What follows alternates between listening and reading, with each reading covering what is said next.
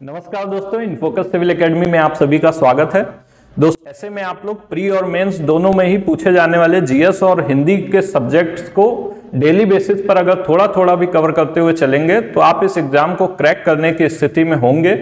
और जैसा कि आप लोग जानते हैं कि बूंद बूंद से ही सागर भरता है, इसी प्रकार से ही हम लोग इसकी तैयारी डेली बेसिस पर करवा रहे हैं, जिसमें हम लोग एक पेज की पीडीएफ के माध्यम से और साथ में 10-15 मिनट के लेक्चर, वीडियो लेक्चर के माध्यम से आपको सारी ही चीजें जो भी आपके प्री और मेंस के सिलेबस में पूछी जाती है उनको कवर करवाते हुए चलते हैं। और साथ ही उसकी पीडीएफ भी हमारे टेलीग्राम ग्रुप पर नियमित रूप से उपलब्ध करा दी जाती है। आज का जो हमारा सेशन है उसमें हम लोग देखते हैं, जैसा कि हम लोग सबसे पहले शुरुआत करते हैं ऐसे की कोटेशन से, तो उसमें देखते हैं आज जो हम लोग को कोटेशन पढ़नी है, याद करनी है और उसको अपने जीएस या ऐसे के सेगमेंट में यूज करना है, वो ये है कि एडम स्मिथ, जो आपको पता है फादर ऑफ इकोनॉमिक्स भी कहे जाते हैं, बहुत बड़े इकोनॉमिस्ट हैं अमेरिका के। तो इकोनॉमिस्ट थे अमेरिका के 18th सेंचुरी में। तो उनका एक स्टेटमेंट है, गरीबों की वास्तविक त्रासदी उनकी आकांक्षाओं और इच्छाओं की गरीबी है।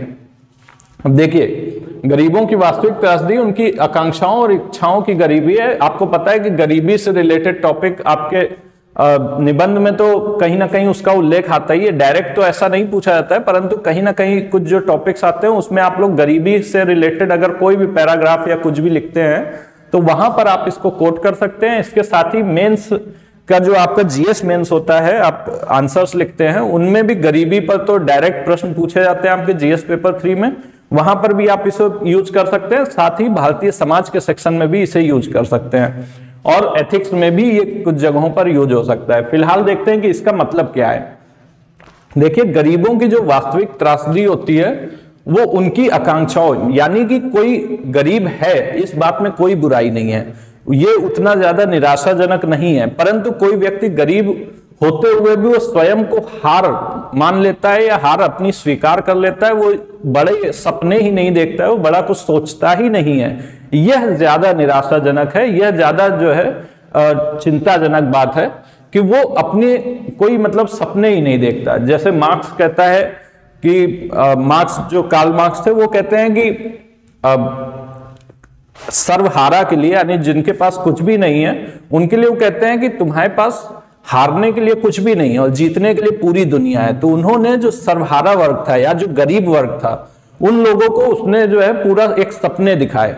और इसी वजह से देखिए कि एक बड़ी सामाजिक क्रांति हमें रसिया में देखने को मिलती है। साथ ही कई सारे, लगभग आधी दुनिया के देशों में हमें ये उसकी इन विचारों की क्रांति जो है वो देखने को मिलती है, समाजवादी क्रांति के नाम से। परंतु ज्यादातर लोगों में ऐसा होता है कि गरीबों में कोई जो है ऐसा एक अमीर बनने की चाह या ऐसा कुछ नहीं रहता। वो मान लेते हैं कि हाँ, हमें अब हमारी नियति यही है और हम तो इसी प्रकार से अपना जीवन किसी तरह गुजर बसर कर लेंगे। तो उसी पर एक चोट करते हुए एडम स्मिथ साहब कहते हैं कि ज्यादा बड़ी त्रासदी ये है कि गरीबों को जो है उनकी आकांक्षाओं और इच्छाओं से भी वो गरीब है, उनके पास बड़े सपने नहीं है, बड़े इच्छाएं नहीं है, महत्वाकांक्षाएं नहीं है, इस पर वो चोट करते हैं। तो ये रहा हमारा ऐसे कोटेशन। आगे बढ़ते हैं तो आपका जो अशुद्ध और शुद्ध शब्द है उसमें हम लोग को आज देखना है। सबसे पहला जो शब्द है वो बहुत ही इंपॉर्टेंट है, बहुत ही इंपॉर्टेंट। ये देखिए, यहां पर ये गुरु और गुरु, ये दो शब्द हैं। अब देखिए, गुरु जो है, ये वाला वर्ड जो है ये आपका अशुद्ध शब्द है। इसमें क्या अशुद्धि है, तो यहां पर र में ऊ की मात्रा बड़ी है और जबकि यहां पर र में ऊ की मात्रा छोटी है। और यही एक ऐसी अशुद्धि है, आमतौर पर दोनों ही देखेंगे तो आपको उतना नहीं समझ में आएगा कि इसमें क्या गलत है और क्या सही है। अब यहां पर तो चूंकि स्पष्टतः लिखा हुआ है कि अशुद्ध ये है और शुद्ध ये है, तो आप लोग देख लेंगे, परंतु ऐसे जब इसका प्रयोग सामान्य वाक्यों में होता है तो यह आमतौर पर पहचानना मुश्किल हो जाता है। तो यहां पर आप देखिए, गुरु और गुरु, तो हमेशा जो है आप लोग जब भी गुरु यूज करेंगे तो यहां पर रा में छोटे ऊ की मात्रा होगी, ना कि बड़े ऊ की। जो बड़े ऊ की मात्रा लिखी जाती है, आप देखिए वो लिखी कैसे जाती है। तो इसमें यदि आप देखेंगे, एक सेकेंड जरा सेटिंग मैं कर लूं थोड़ी सी। चलिए देखिए, जो बड़े ऊ की मात्रा लिखी जाती है उसमें रा में ऐसा ऊ बनाया जाता है, ठीक है, ये हो जाएगा। और जबकि छोटे ऊ की मात्रा में ये केवल ऐसे होता है। तो यानी यहां पर गुरु में हमें ये वाला करना है, ना कि गुरु। गुरु वैसे तो देखिए मजाक के संदर्भ में यूज होता है, और गुरु, तो वो गुरु में यही वाला मात्रा रहेगी, लेकिन वो व्याकरणिक दृष्टि से वो सही नहीं है, ये वाला ही आपका ज्यादा यूज होता है। तो इसलिए आप जो हम लोग गुरु की बात कर रहे हैं वो उसमें यही वाली मात्रा होगी, इसलिए आप इसको सही मानिएगा। आगे बढ़ते हैं। वधु, वधु ना होकर के ये वधु होता है, यानी वर वधु वाला जो होता है ये वधु ही होता है। आप लोग शादी कार्ड में देखते होंगे तो ऐसा नहीं लिखा होगा, ऐसा ही लिखा रहता है, और ये बिल्कुल सही है। इसी प्रकार से बोलने में हम लोग बोलते हैं कि तालाब, तालाब नहीं होता, वो होता है तालाब। ठीक है, तालाब नहीं तालाब। आगे बढ़ते हैं। तद्भव तत्सम में पलंग, पलंग का तत्सम कई बार पूछा जा चुका है, इंपॉर्टेंट है। पलंग का तत्सम होता है पर्यंक। ठीक है, पलंग का तत्सम पर्यंक, पर्यंक को बोलते हैं पलंग। चूल्हा, चूल्हा को बोलते हैं चुल्ली। ठीक है, चूल्हा को बोलते हैं चुल्ली, उसका तत्सम चुल्ली हो जाएगा। इसी प्रकार से नारियल का तत्सम हो जाएगा नारिकेल, नारियल का तत्सम हो जाएगा नारिकेल। और केली, केली का मतलब होता है खेल, केली का तद्भव हो जाता है खेल, जबकि नारिकेल का हो जाएगा नारियल, चुल्ली का हो जाएगा चूल्हा, पर्यंक का हो जाएगा पलंग। आगे बढ़ते हैं। वाक्यांश के लिए एक शब्द, वाक्यांश के लिए एक शब्द देखिए। आज एक ये होता है कि जिसकी पत्नी ना हो, जिसकी पत्नी ना हो उसको बोलते हैं अपत्नीक, यानी जिस अपत्नीक मतलब जिसकी पत्नी ना हो। जबकि विपत्नीक, विपत्नीक मतलब जिसकी पत्नी साथ नहीं है। अब यहां पे देखिए आ लगा है कि मतलब है ही नहीं, और वी अगर लगा है तो मतलब एक वियोग की स्थिति है कि अभी साथ नहीं है। तो ये दोनों में ये डिफरेंस है। इसके बाद आगे देखते हैं। तो जिससे लाभ न प्राप्त हो सके, जिससे लाभ न प्राप्त हो उसको बोलते हैं अलभ्य।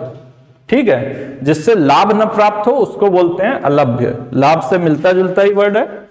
आगे देखेंगे तो चलिए विलोम शब्दों पर आते हैं। विलोम शब्दों में सबसे पहला शब्द है सांग। सांग का मतलब होता है सभी अंगों सहित। अपांग जो है वो आपका अपंग से मिलता जुलता है। सांग का विलोम हो जाएगा अपांग। ठीक है, सांग का विलोम हो जाएगा अपांग। जबकि इससे मिलता ही जुलता है एक शब्द है संग। संग का विलोम हो जाएगा निस्संग।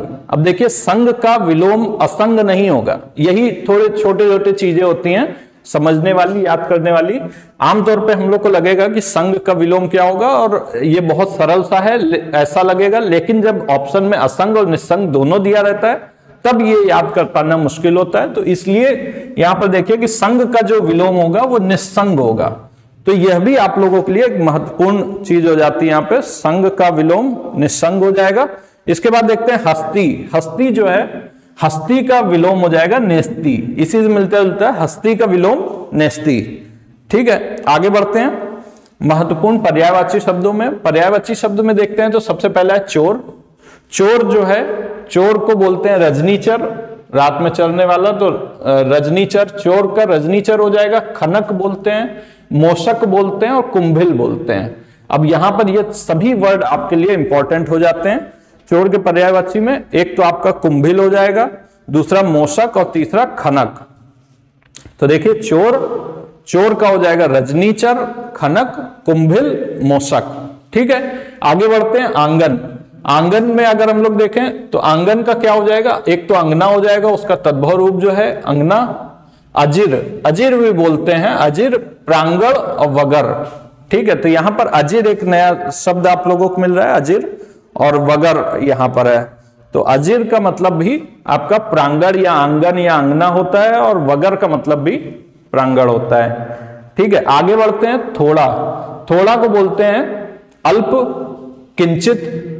किंचित देखिए ये थोड़ा का ही मतलब होता है। उसके बाद देखिए रंच मात्र।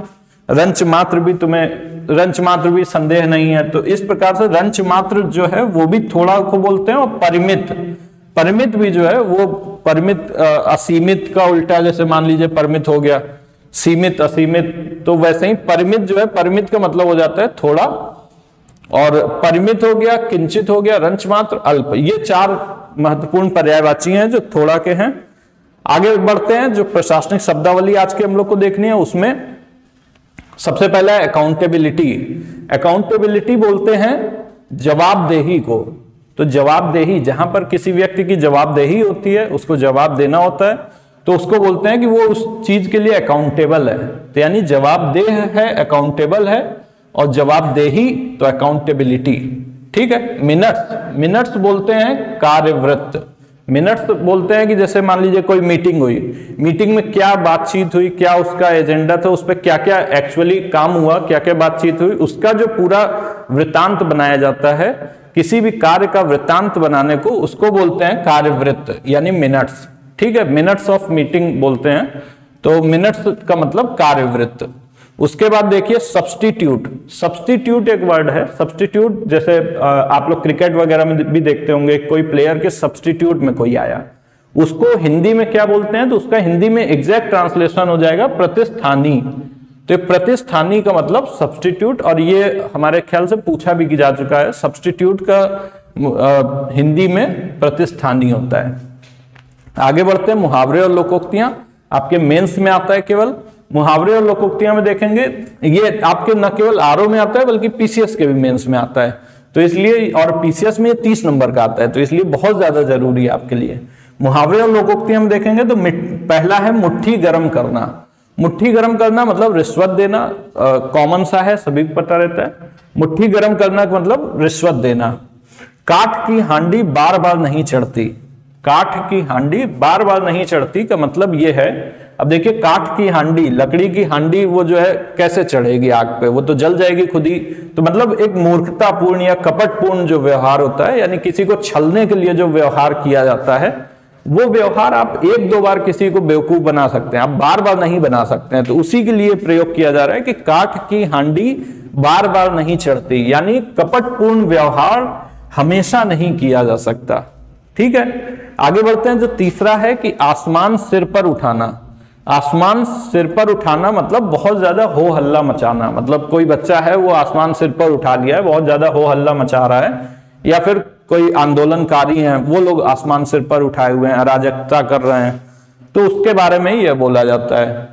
तो देखिए इसी प्रकार से हम लोग डेली बेसिस पर इन सभी महत्वपूर्ण चीजों को, महत्वपूर्ण जितने भी टॉपिक्स हम लोग सिलेबस के लेके चल रहे हैं, सारे ही टॉपिक्स लेकर चल रहे हैं, उन सभी में सर्वाधिक महत्वपूर्ण चीजों को डिस्कस करते हुए चल रहे हैं। और ये हमारा रहा आज का सेशन।